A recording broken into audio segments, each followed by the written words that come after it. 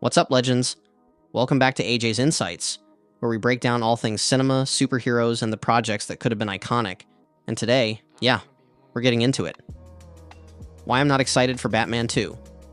Look, before y'all come for me, hit that subscribe button and ring the bell so you never miss a drop of real film talk. Because this one's not about hating Pattinson's Batman, it's about everything we lost just to get here. Let's rewind. Remember when Ben Affleck was the Batman?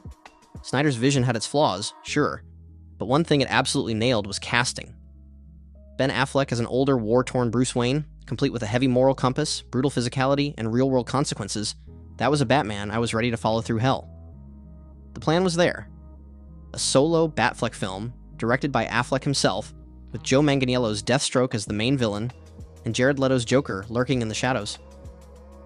This wasn't just fan service, it was narrative gold. The seeds were already planted in Batman v Superman, Suicide Squad, and Justice League. Deathstroke was teased, Joker had history with this Batman, and the potential for a grounded, high-stakes, emotionally devastating film was right there. But what did we get instead? A complete pivot. WB hit the reset button mid-sprint and decided to scrap the entire Batfleck arc. Gone was the gritty realism, the years of emotional weight, the rogues gallery that was finally building some cinematic depth.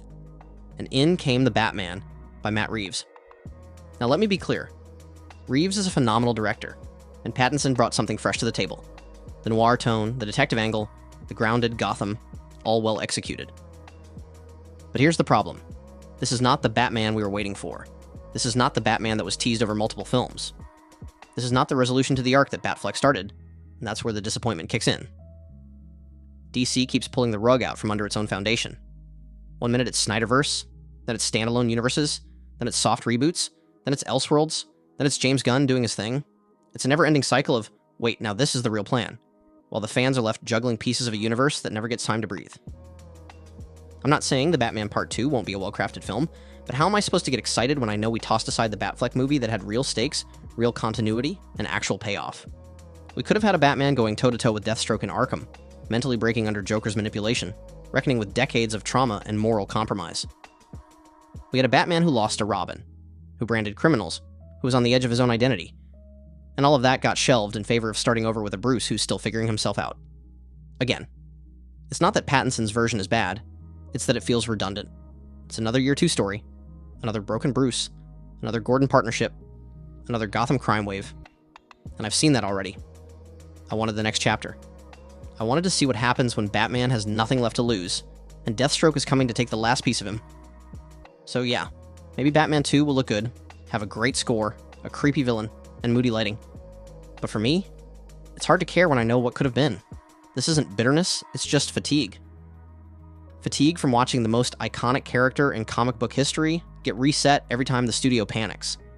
Fatigue from the constant reshuffling that turns hype into homework. So unless Batman 2 gives me something I've never seen before, not just another serial killer with a gimmick, I'm staying skeptical. That's it for this one, folks.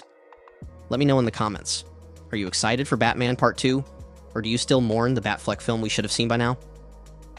Don't forget to hit like, subscribe, and follow AJ's Insights for more film breakdowns, honest takes, and the superhero cinema we deserve. Catch you in the next one.